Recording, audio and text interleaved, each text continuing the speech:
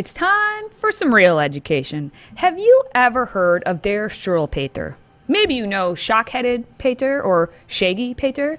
Either way, it's an 1845 German children's book by Heinrich Hoffmann with 10 illustrated and rhymed stories, each with a moral, showing the consequences of misbehavior. And it's pretty exaggerated, if I must say. The book's title is also the title of the first story.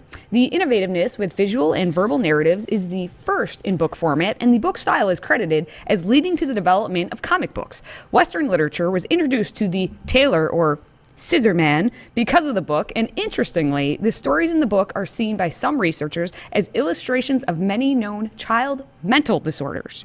And you might be able to suggest that movies like Edward Scissorhands have been influenced by the book. Now, again, I'm going to be very clear. Do I consider this to be an instant classic along the lines of some of the other works we've looked at? No. The reason I picked it was because it was featured in an episode of The Office, the American version, where Dwight K. Schrute, who is legendary for his German background, his closed society German background, and the implication that perhaps his grandpa is a bit of a Nazi war criminal. Grandpa Manning was his name.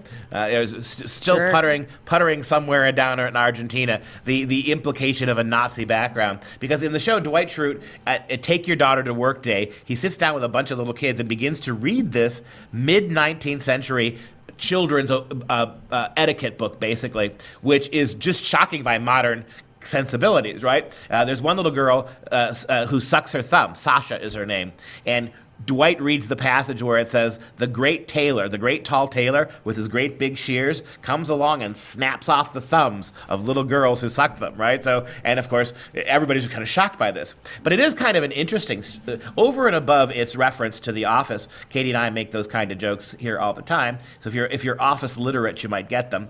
But this is, again, der Struwwelpeter, right? And show some of the image there. They are creepy. I mean, there's the images there. You see the kind of creatures, the kind of illustrations. Now, Heinrich Hoffmann, he did all of his own illustrations besides writing the text of this. And you can see the scissors there on the pedestal. You see the scissors there? The great tall tailor, right? With his sharp scissors. Show the next image there.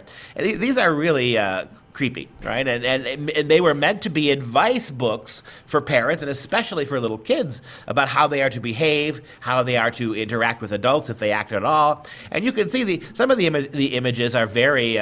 This is really one of the first meaningful books illustrated for children, right? And it's very unique that Hoffmann himself did the illustrations. You can see here, I'm not exactly sure what this one's about, but maybe the kid wouldn't eat his drink her milk or something, or maybe he's rocking back in his chair and falls and pulls the tablecloth off with him. Maybe this is just dad smacking the kid, knocking him over because he doesn't help Mose feed the cows. Who knows? But the images are about. We've been talking about snowflakes in this episode, right? We've been talking about how childishly we rear children, how people in authority now are treating college kids as if they're babies. And it's kind of nice to take you back to the middle of the 19th century, where a good whack across the face probably would have done some of these kids a lot better than the squishiness they're getting in their middle schools and colleges.